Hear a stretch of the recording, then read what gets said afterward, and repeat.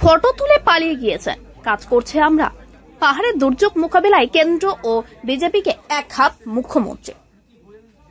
পাহাড়ের ভয়াবহ দুর্যোগ পরিস্থিতি ঘুরে দেখলেন মুখ্যমন্ত্রী মমতা বন্দ্যোপাধ্যায়। মঙ্গলবার মিরিক ও সুখিয়া পুকুরের দুর্গত এলাকা পরিদর্শন করেন বিজেপি ও কেন্দ্রীয় সরকারকে তীব্র আক্রমণ শোনালেন তিনি। মুখ্যমন্ত্রীর অভিযোগ, একদিন ঘুরে ফটো তুলে পালিয়ে গিয়েছে। বাড়ি বানাবো আমরা, ব্রিজ বানাবো আমরা, রিলিফ দেব আমরা, কিচেন চালাবো আমরা, সেন্ট্রালের কোনো ভূমিকা নেই। Nothing is there. মমতা জানান, মানুষের বিপদে পাশে থাকার রাজনীতি নয়, এটি দায়িত্ব। তিনি আরো বলেন, কেউ কেউ মানুষকে হতাশ করছেন, তাদের উচিত মানুষের পাশে দাঁড়ানো। এদিন মুখ্যমন্ত্রী প্রশাসনিক আধিকারিকদের সঙ্গে বৈঠক করে দুর্যোগ মোকাবিলার কাজের অগ্রগতি খতিয়ে দেখেন। পূর্ত দপ্তর ইতিমধ্যে মিরিকের রাস্তাগুলি পরিষ্কার করেছে। পাশাপাশি দুধিয়াতে অস্থায়ী সেতু নির্মাণ শুরু হয়েছে, যা 7 দিনের মধ্যেই সম্পূর্ণ হবে বলে জানিয়েছেন তিনি। ক্ষতিগ্রস্ত পরিবারের হাতে মুখ্যমন্ত্রী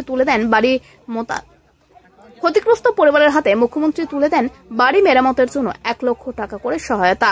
আগামীকাল বুধে পাহাড়ের পরিস্থিতি নিয়ে একটি রিভিউ মিটিং করবেন মুখ্যমন্ত্রী।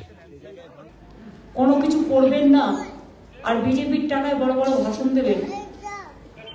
একদিন ঘুরে ফটোশপ করে সব পালিয়ে গেছে, তারপরে কারো বার্তা আছে?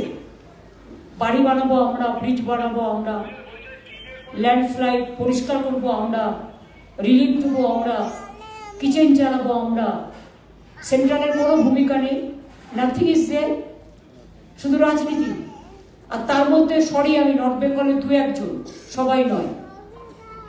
তারা মানুষকে হতাশ করবার জন্য উল্টো পাল্টা নিউজ দিচ্ছে।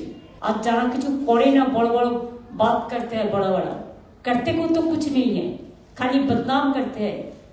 हम उसका साथ में नहीं, शामिल नहीं। हम आम जनता का पास में हैं। हम इंसानियत के रूप पे इंसान का काम करते हैं। মানুষের কাজের জন্য আমি আছি।